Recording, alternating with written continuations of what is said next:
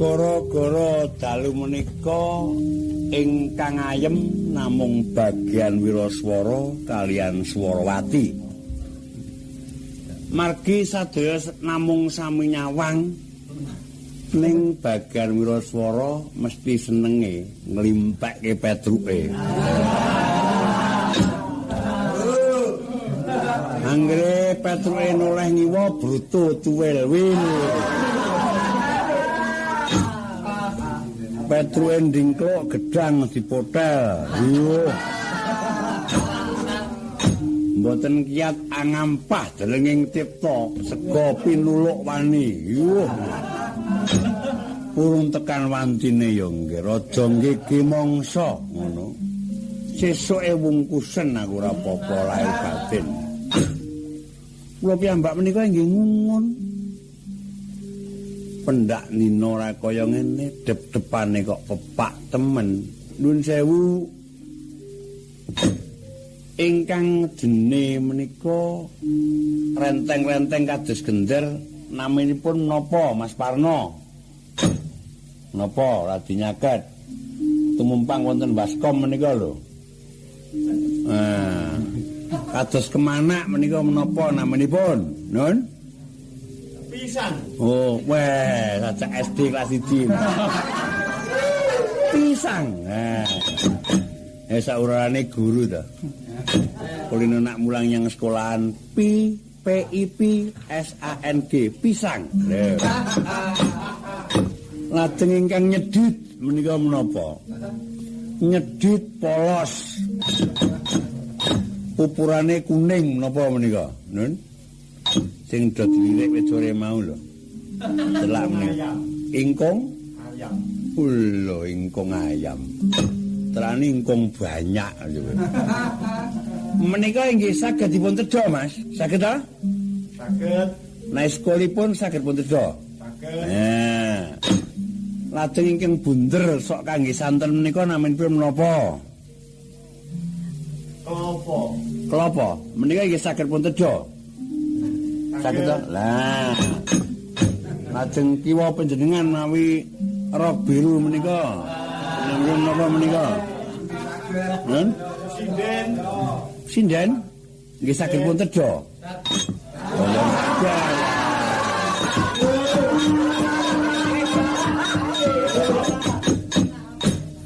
Aja ngawur.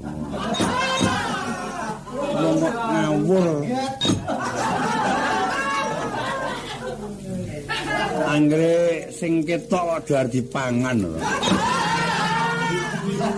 Menika ora sah bakale malang nyanggulu, panjenengan sedaya kula purih lan kula taosi wanci kangge perkenalan, ya. Lajeng pergaulan asalkan jangan percobaan.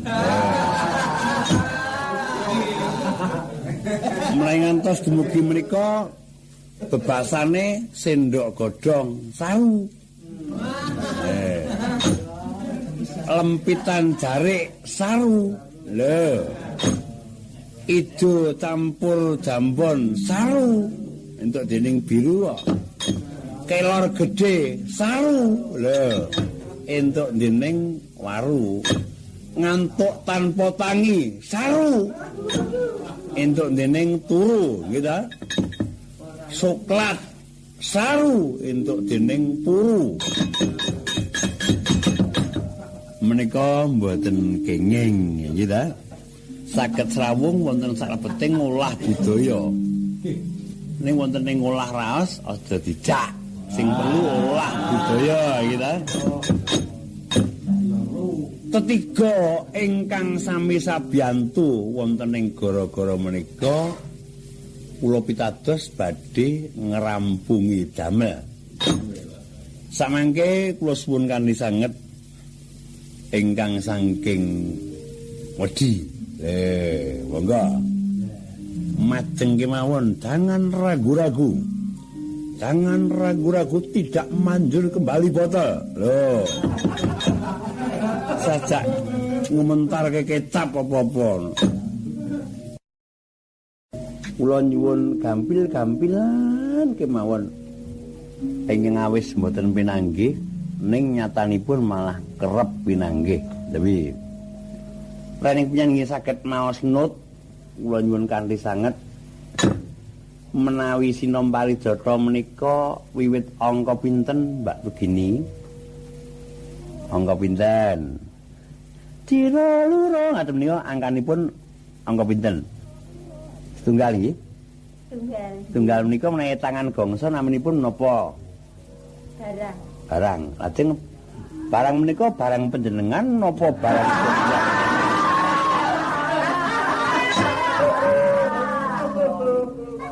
Aja ditampa sing ora-ora. Karepku ki wilahan barang ki kagungan panjenengan napa kagunganipun saduri lak kenten menika. Lho menika wilahan lho, wilahan nggih ta? Menawi pangkur paminipun pangkur palaran nika no angkatanipun saking wilahan menapa? Saking kalih. Kalih nggih. Kalih menika menawi tangan gongso Jonggo. Jonggo menika menawi mboten basa Gulu. Amna gulu panjenengan piyambak no gulu banyak. Lho. Menika gulu laras amargi kulon sewu. Syukur ingkang sampun sawiwuning wadine dereng. Gongso menika pancen wonten bab ingkang beda karo etungan limrah. Menawi limrahipun etungan menika 1 2 3 4 5 6 7 menika tangan limrah. Ling menawi gongso larasipun pelok dipun etang mboten kok 1 2 penunggul gulu dada pelok 5 6 barang. Tapi ingkang 1 wau dados penunggul menawi pelok ingkang kalih gulu ingkang 3 dada sekawan wau pelok 5 tetep 5 6 tetep 6 ning yen 7 dadi barang. Menapa to sebabipun laras 7 kok dijenengke barang? Lah menika. Ya. Apa to sebabe aku ki takon sapa kira. Kene sing tuwa dhewe mung Kanjeng Eyang nganti ngligo slira Kanjeng Eyang. Pomaku nyun presa ya urung entuk jawaban sing cetha. Menika estunipun mung salah kaprah. Wilahan barang ingkang manggen wonten ing angka 7 wau nyerempet setunggal pelok, nyerempet setunggal slendro. Lah iki margi meh padha setunggal pelok lan setunggal slendro wau dipun mestani wilahan baraan. Dados kekempalanipun baraan ing antarane siji pelok karo siji slendro mujudake wilahan baraan. Baraan wau dangu-dangu dados wilahan barang. Ngaten. Menika ing panaliti kula inggih waton kawontenan ingkang nyata. Inggih ta? Tapi Mbak Tugini nyuwun gampil-gampilan kemawon dempo talu tameng. Lha. Dempo, enggak. Dempo talu tameng. Tanjung, numpak.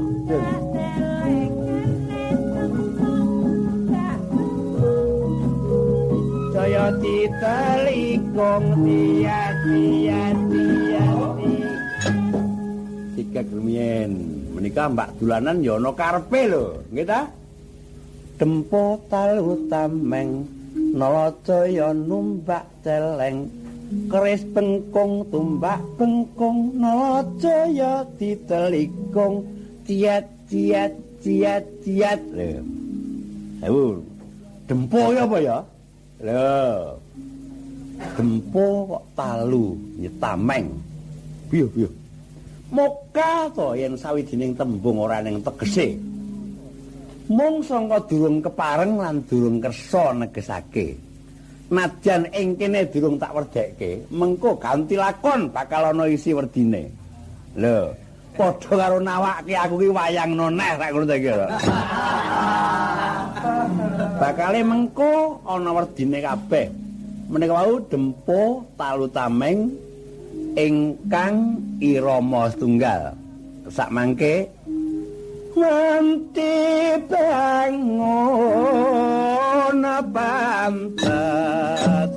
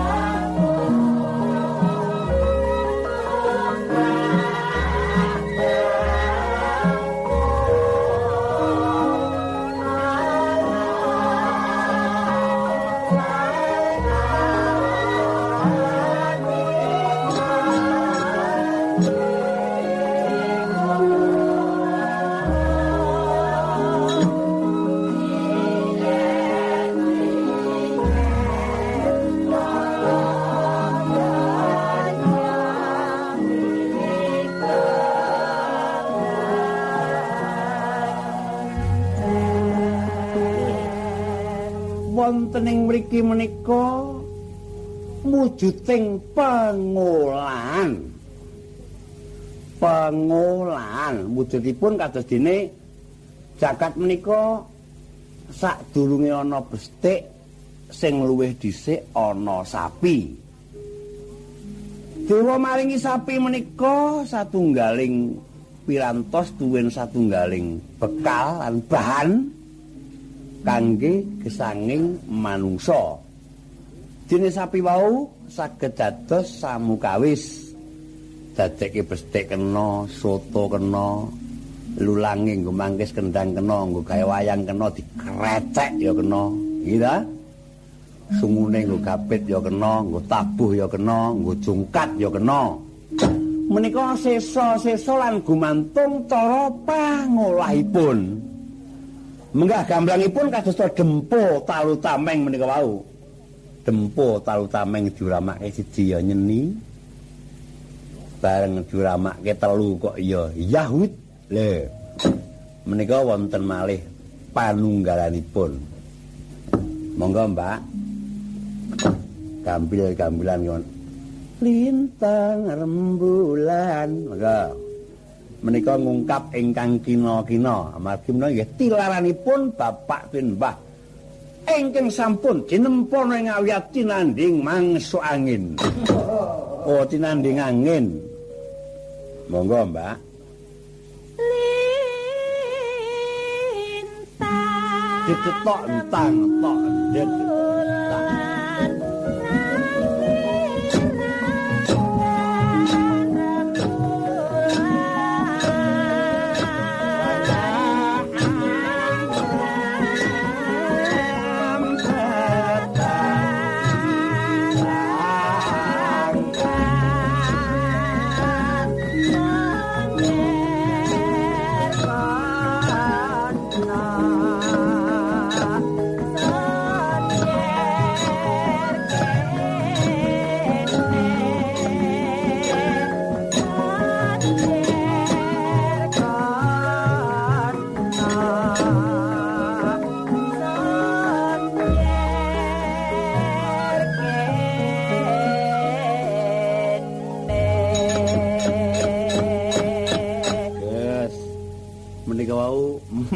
Badhe kesliyo ning saking legocekan teken kuat dadi kesliyone Mbak Tuk disangga pedruke ora sida kesliyo.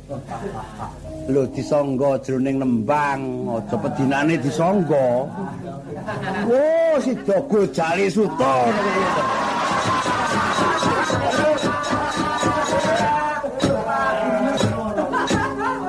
Gojali suta. Gojali menika bapak suta anak. Apa kelakon Petruk perang tanding karo priya Wiryatma. Menika mboten cocok. Meh kemawon badhe kepleset. Lho. Ning mboten dados menapa mung perkara meh kok. Wonten malih tunggilipun. Wonten malih. Ayo tratapan ora kowe. Menika sajakipun ya gampang ning rada angel. Monggo salah tunggal majeng menika ingkang kreasi mriki semi kuno ning semi modern. Aja nglokro kaya Sontoloyo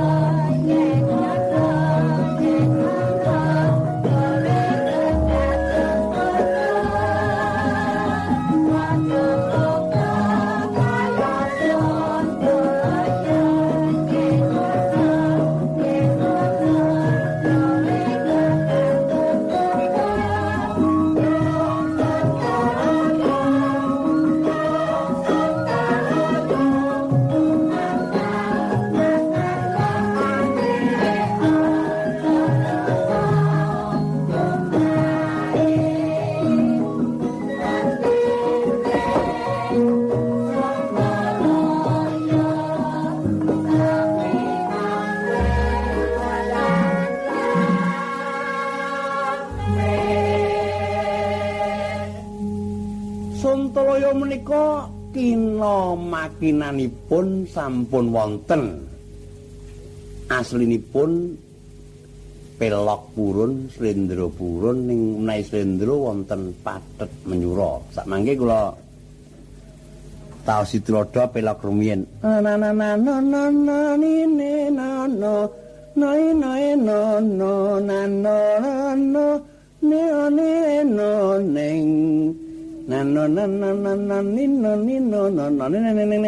Penerus tok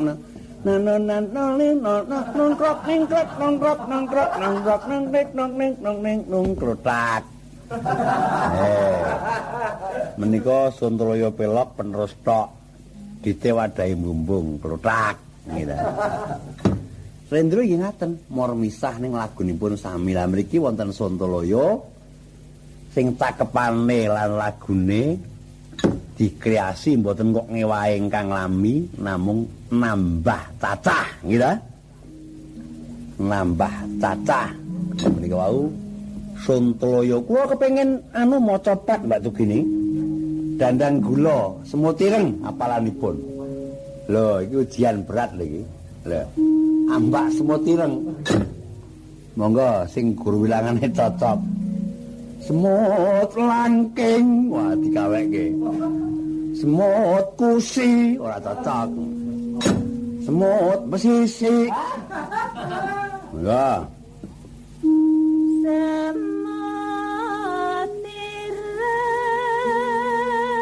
Iku wanita tanggung mesti apal ya. Iki tembang lumrah anggere wong apal muka to. Dheweke yang berkompeten nganti ora apal iki ya. Aku piye identitasnya mesti bakal mergo tak sareng saka fisiologine iki cocok yen bisa. Ana apa to, Nduk? Pak kowe keri iki, Nduk? Nggih, Pak. Baleni buku, terani buku apalan lho, Pak. Dikempet buku apa to, Nduk? Menika buku fisiologi, Pak. Iya. Apa ning rekaman gending nggo fisiologi ya. Monggo. Anak-anak sapa ngono?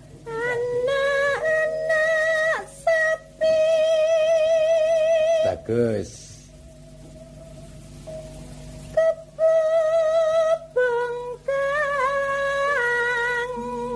Terus nyabrang kali Bengawan. turah, Mbak. Lah, wonten iki menika, ngandha.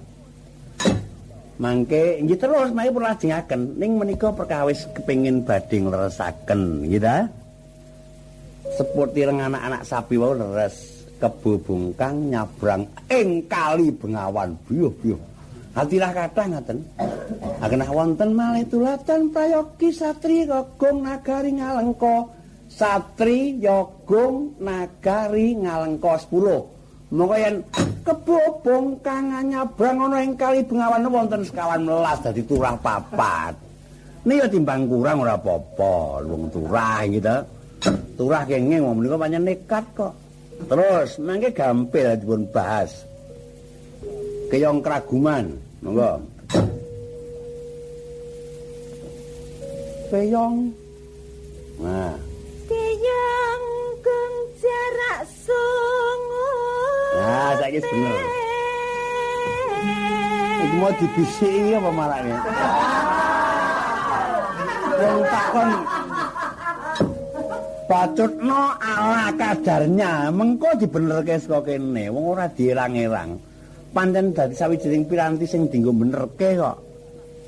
Timun wuku godhongipun sadaya wonten 8. Ayo, diokai wae. Timun wuku godhong 8. Ana turah tunggal, gitu ta? Andelira Sang Prabu rak pitu to. Yen timun wuku godhong 8 menika 8. Lah menika tiras tunggal. Mangke gampil. Monggo pelajengaken kodrat panjenengan kemawon. Sampun kraos dereng menawi bab menika sedanipun klentu. Surabaya gegeripun sanget lan dahat kepati-pati. Monggo. Monggo. Surabaya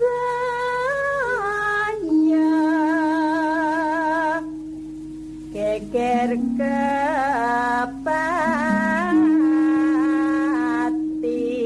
Nah, iku ya seneng sing nyemak. Don disir kabeh karo sinten. Wong nyemak kok rebut ngarep lho coba. Boyo do pekewo karo aku sithik to, nggih. Aku iki kerot tanpa untu kowe do tikat-tikatan lho. Lupia sing wis kelakon aku nganti jengkar telung bengi rek ya mumpuk karo kaya ngono lho. Yo. Geger angoyak macan. Terus Winadahan bumbu.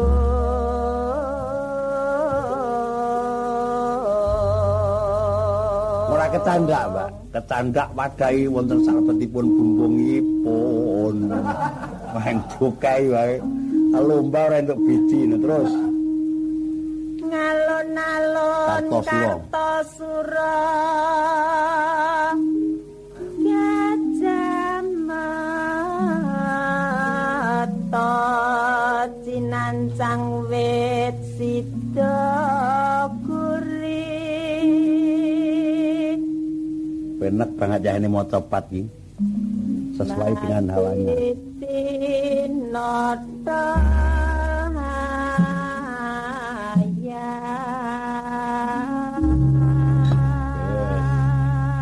Panjenipun kala wau kula nyuwun metah kados padatan panjenengan rengeng-rengeng wonten dalem menika.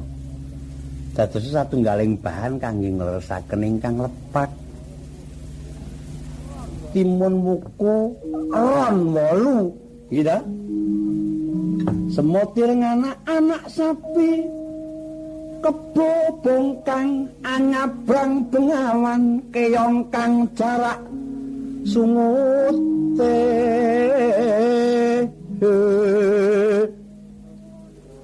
timun wukun 8 Surabaya geger kepati ana wong ngoyak matan diwadahi mbumbung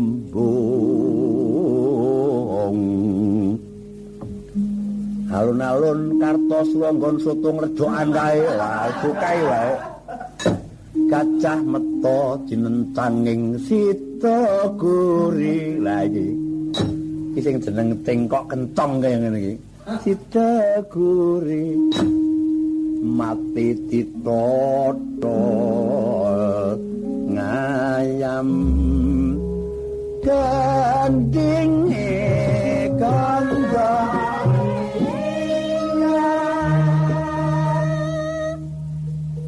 ladrang gatal Rangkang tiga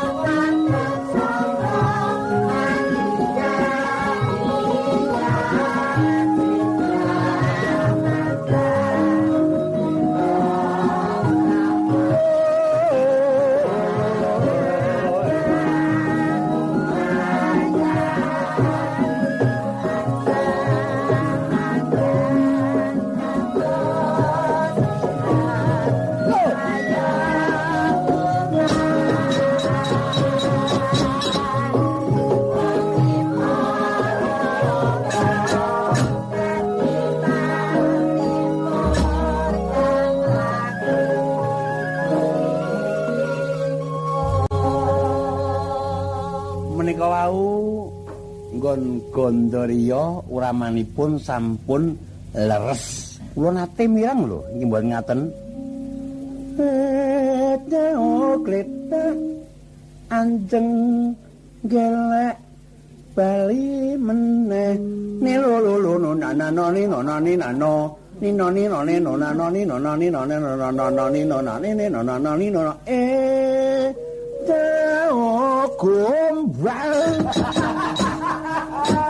Oh wong Rama morak-marik kaya ngono kok ya ditekadi mbok yo nganggo hitung-hitung. Kuwi rak duwek kita kabeh.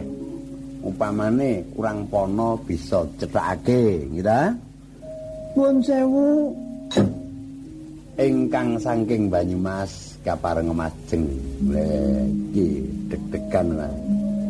Ayo won, maju won.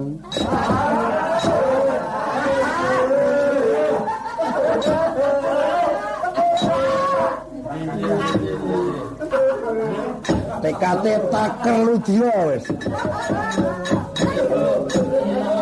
Timbang urung gantung.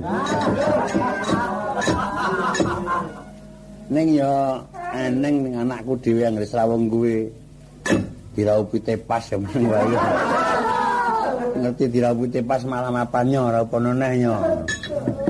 Kula nyuwun kanthi sanget dandang gulane Banyumasan, Mbak Tobi, rening piyai Banyumas. Nah. Mbon kitang sak klimah mawon, sak padha mawon. Lho. Dandang gula Banyumas. Sing takepane Banyumas. Sing aran sapa ya mbiyen? Mahirya.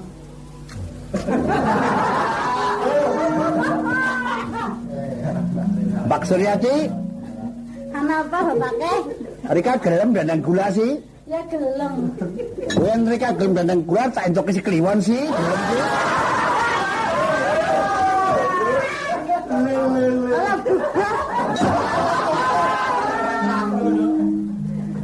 Kaya untuk wahyu no kliwon. Monggo, alah bebah. Aku ngerti Rika gelem Rika duwe duit sih. Marsito barang iki kerot tanpa untu. Undiane ora tibaku batine ngono. Tok dol sak bunangmu urung cukup kowe ngger. Kuwi bunang sewan yo ngger. Monggo.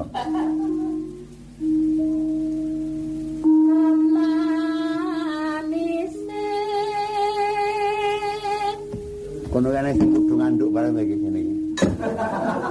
Wong ora udan kok kudu nganduk. Dadine sing gampang.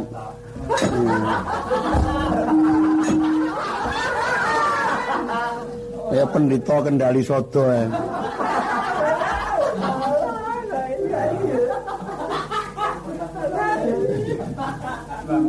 Monggo.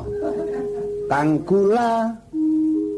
Kanggula pabrik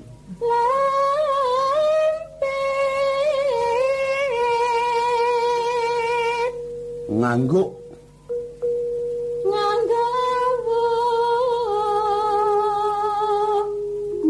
puntilan mandoa. Wah iki bangsa lawuh karo gula iki. Gethuk goreng. Wah, panganan kabeh. Nyanikane.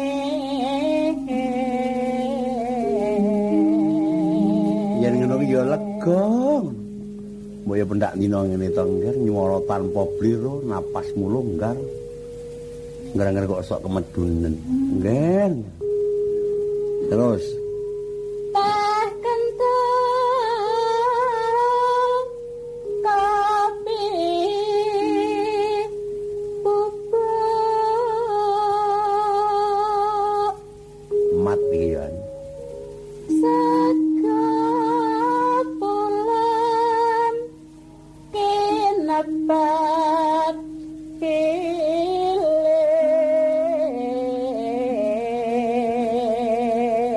Lho, kowe iki ya iso hitung-hitung lho. Ndek pun aku sak kanca mampir ana kok rambutane kok kecut kabeh coba.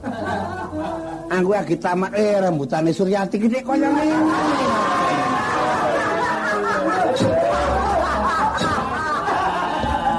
Wong urung mateng barang diundhuh coba. Lalapa. Teh gorengan. Godogan. Wah, godogan. Nen lalu tang-tong. Iwak grame. Iya. Mangu.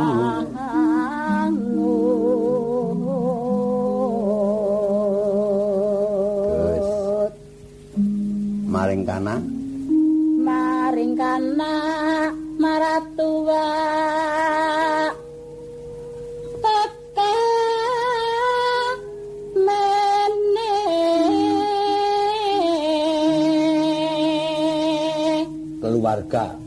keluarga tambah maning semangga pesta raja.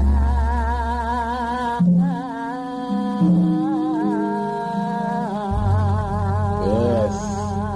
Iki arep kontes dandang gurung wantine isih nyandak kok. Lho, sana pelok gentos swara kakung. Ayo, Dim Anggara Parna tampil ke depan. Lho. Dim Anggara Parna. Lho. Lomba nomor 1. Lomba macapat nasional nomor 1. Tekan ngomah lu panune. Ayo.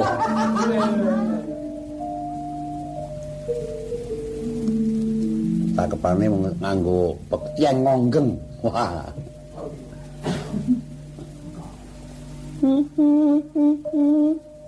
Prapteng rasa Sang Resi Subali. Rahaten Semantri. Pasar meriah kok. Engkang Rama alon angandika. Ya ini tepat macapat iki. Babo putraning sun angger. Mat banget ya. Wos lawas sira iku neno teni ramre guna kasekte. Aku medeni kok enggak ndredeg biasa. Nyang Jaya kawijayan kaya ta wis tutuk.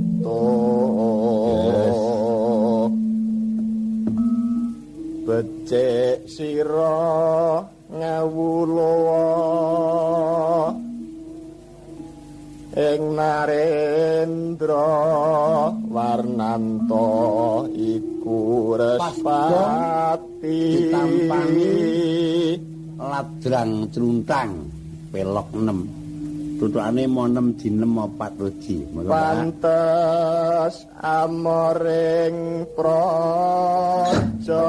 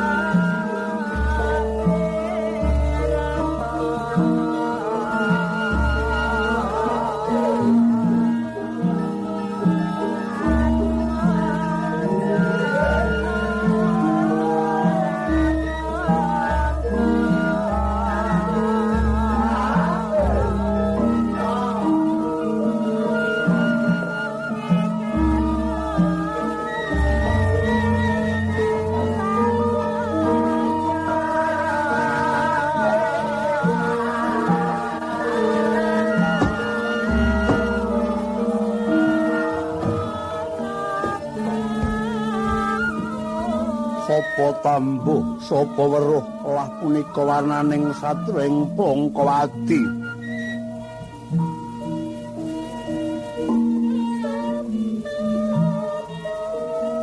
Kelasi Raden Angkawijaya, Raden Bimanyu Jaya Murkita Widyatmaka, ya Sang Partatanaya.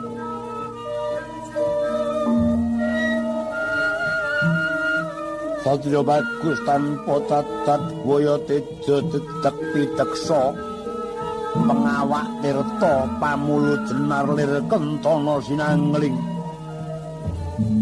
Nadyan pasemon pindha wanudya nanging watake tanpa beda ingkang Wanarendra Mandura Prabu Baladewa.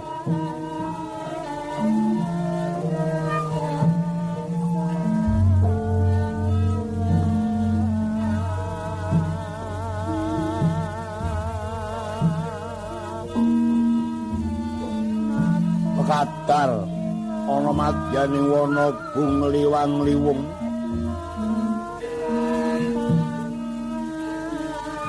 angan pirepat Panakawan Tatuan nggih Lurah Semarnala Garing Pedruk miwah Bagong Dadya kanggek lampahe. Mulat ana sendang tirtane wening kang mina-mina kang padha mapaning kumlan muntine bedhug tengane. Asrating Bagaskara baing mina nganti kaya Kartika silih pernah.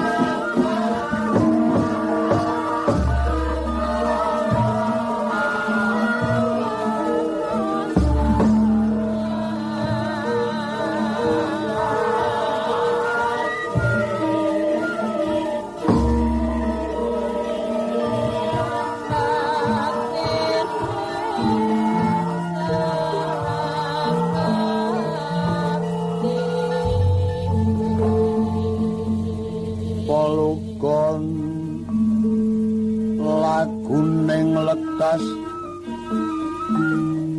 lukita linuting idong patung padareng among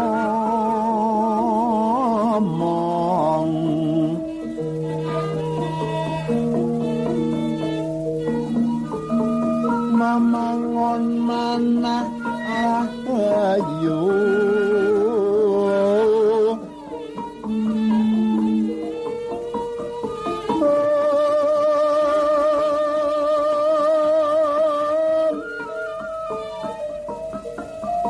ayono kang tono kolon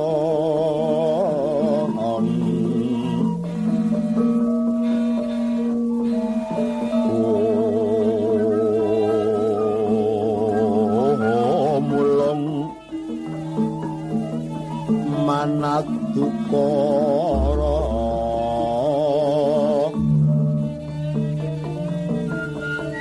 paranan niroma ngapus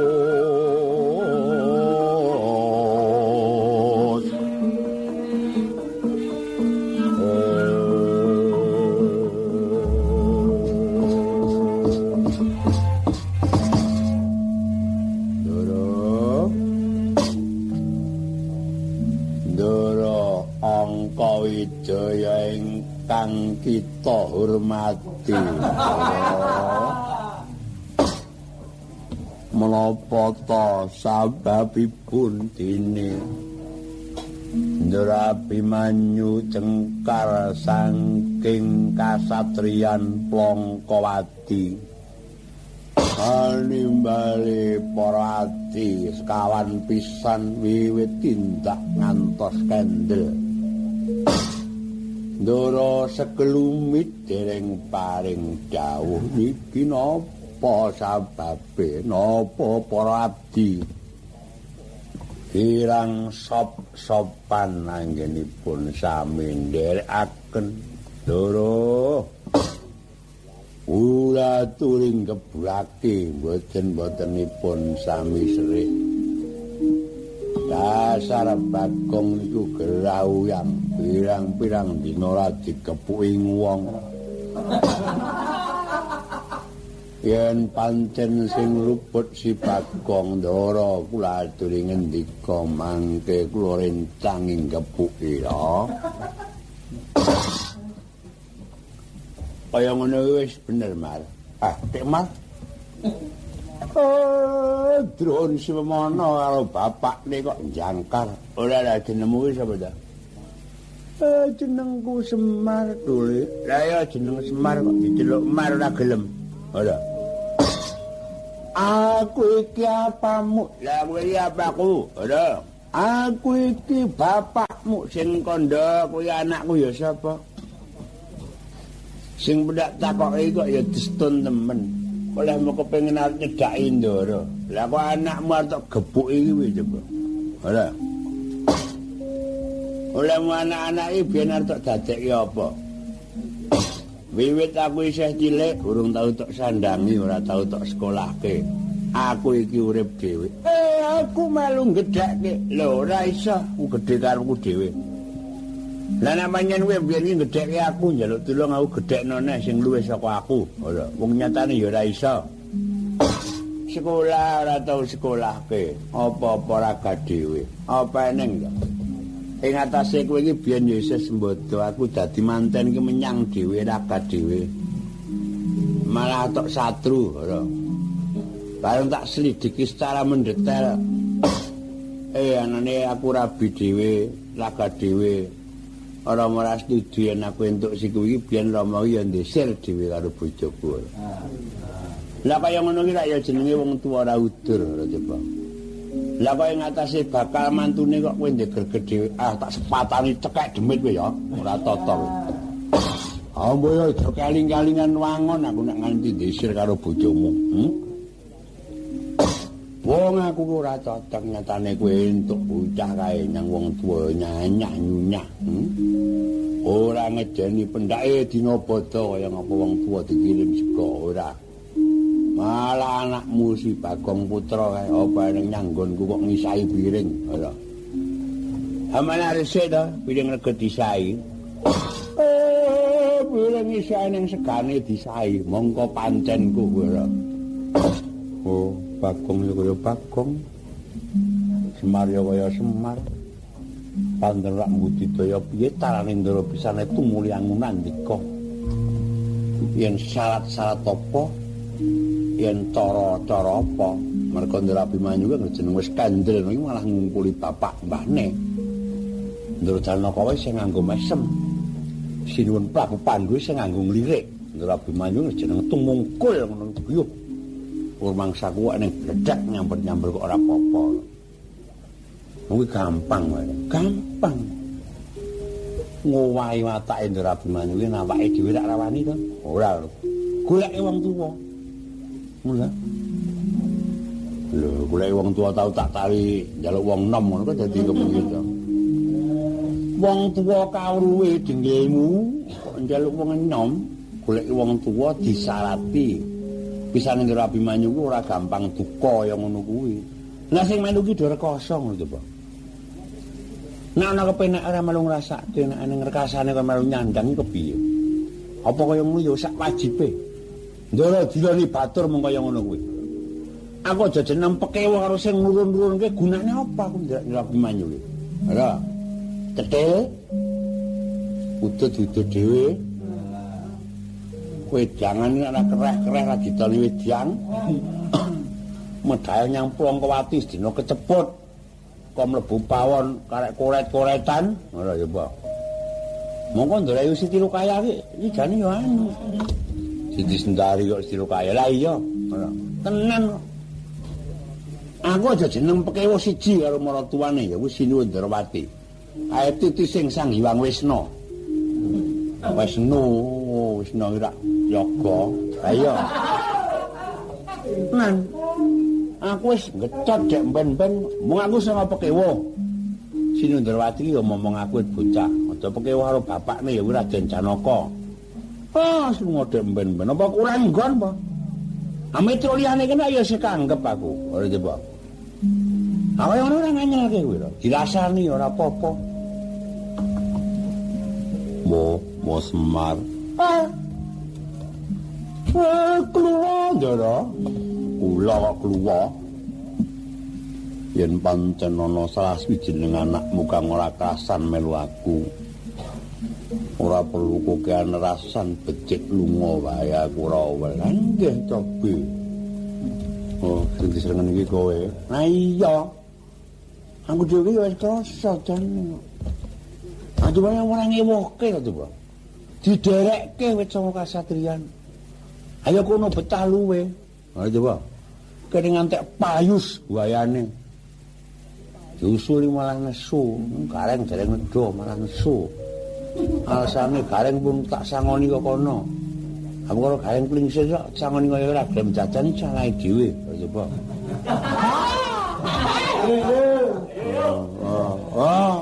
Takut dadi walu wae. Gareng kowe kerasan apa ora ndir aku anu niki dateng sendika kula sanget kerasan. Amargi namung paduka Ndara ingkang sahat kinabekten. Bagong kowe kerasan apa ora titi laksana ingkang kaping tadi. Kula menika sampun mboten wonten kula dereki. Jawising seping raos kula namung derek Ndara Abimanyu. Kula mboten kepengin komersial saestu, Pak. Kula namung ngalah berkah kesagetanipun Ndara Abimanyu mugi-mugi kula saged ngabimanyu kados panjenenganipun. Aku ora ditari dhewe ya reng ya.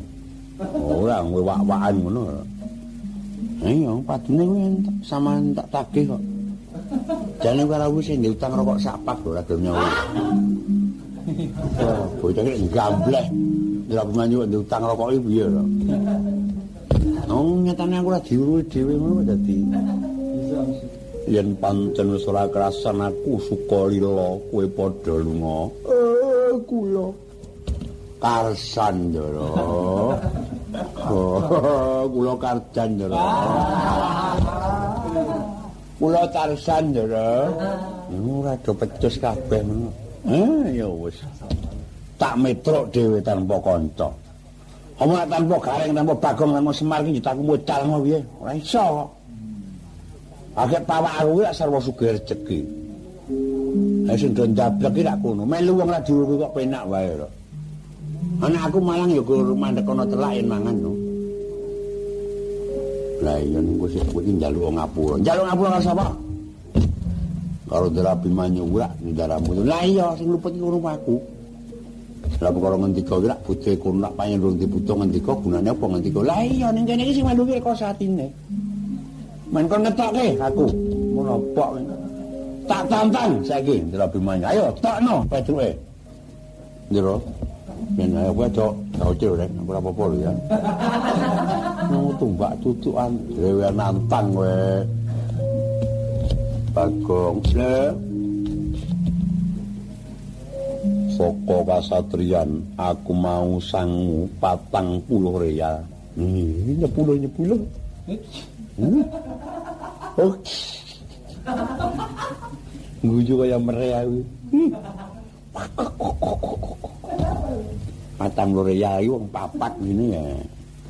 Semar 10, Gareng 10, Bagong 10, aku 10. Lah kuwi jenenge ndaraku tenan lah ngono ta. Bagong 40 real kanggo wo Semar ingkang 15 real. Lah nggih, dolas selawe. Selawe ngono 5 wis gelem aku. Gareng 10, Bagong 10, aku 5. Wah, cukup. Cukup mulai iki. Dene Gareng ingkang 12 real. 13. Bagong 10 aku 3. Ngono. Bagong kowe 13 real. Lho, lah kula? Ampun ngoten lho. Oh. Wong eneng satira lumeng bumi urip ing langit sing netepi bawa laksana ber budi kejaba Derabi Manyu. Tenan aku wani bertanggung jawab atas ucapan saya sendiri. Wong eneng wong sing lumane Derabi Manyu. Tenan kok lungsuran apa-apa diparingke kabeh. Dar ora gelem nek dirubung wong pirang-pirang. Ora kaya Semar, dar gelem dirubung wong pirang-pirang lawe anak-anake jaluki kabeh. Nek Derabi Manyu malah ganjar kok. Nyo lho iki. Tau mangan greh rine kaya aku. Lho. Dari wak pitik balunge paringke aku. Wong berbudi kok. Kula dipun Petruk lho. Ora rumangsa duwe batur Petruk. Rumaos mawon. Lah tebih saking Pranawati dumugi wonten leteng ing wana menika. Teleng kok leteng jenggelmu iki marapake. Kula ingkang ngajak sinten? Kula Petruk mriki atas undanganipun sinten. Yen pancen kowe baturku krana apa? Rada randhat sithik wae. Nggonku paring kowe kok ngrasani elek. Lho, wontenipun kula ngrasi awek. Wontenipun kula ngrasi awon arep elek karo awek iki ya jawon. Amargi wonten rencang kula, coba ijen mangsa ngrasana. Waduh nyakot aku ya. Kowe nyakot aku ya. Njaluk cendak umurmu kowe. Ora Pak tepang kene sodok kene judas kene. Wong ora apa-apa kok dikatut-katutke. Yen pancen kowe ngrasani ala karo aku tegese kowe kudu wani pisah karo aku mboten sing ngrasani sinten. Wong jane kula mung tak gawe jalaran kok. Nah aku ora matur ngene. Derabi Manyu ki setahun ra ngendika rekoso sing do nderek ngoten dadi. Pancen kowe pinter puter lidah kok, tenan kok. Mula lidahmu sok ben kan dibestik amarga sanga pinter muputer lidah. Wong ngrasani adu arep aku ngerti kok dadi kowe malah edak-edak. Bodoke sing ngono iki piye to? Wo Semar kula njara. Kowe arep ngenteni klunggane Semar kowe timbali Semar kok kowe mangsuli. Anane aku jengkar sangka kasatriyan nganti kowe sak anakmu kabeh ora ngendika apa ta munggo wigatine. Sak temene ana titik-titik kurang jenak nggonku ana kasatriyan disapapake. jroning ratri aku supena yen ta para Pandhawa padha nitih rita nanging Paman Sediwa katempuh ing alun gedhe ana telenging Samudra Gung paune gunjing melae kintil Paman Sediwa karemana madyaning samudra paspenan mengkun mau bakal mbaparopawa Sumpun-pun ngimpi niku yen kepethuk banyu sok kirang sekeca. Kosek lho mau, ora kok saben banyu, ngono. Ngimpi kepethuk banyu kuwi diitung-itung banyune bening apa bugat. Yen banyune budak kuwi pengawak musuh, yen bening kuwi pengawak ilmu. Lho, nek aku ya bakal entuk ilmu. Aku bening kang banyune. Ngimpi le. Ora ding. Ora kok ngimpi ding. Aku mau sulup nyang Blumbang banyune bening. Ana gunemane mbok di kuping lho. Wong ngimpi kok ngimpi. Ndara Sedewa kuwi numpak palwa. Palwa iki kethek kan. Ora palwaga. Palwa iki wewan kae to. Kae mulwa jenenge ngono. Numpak palwa iki prau. Ngono.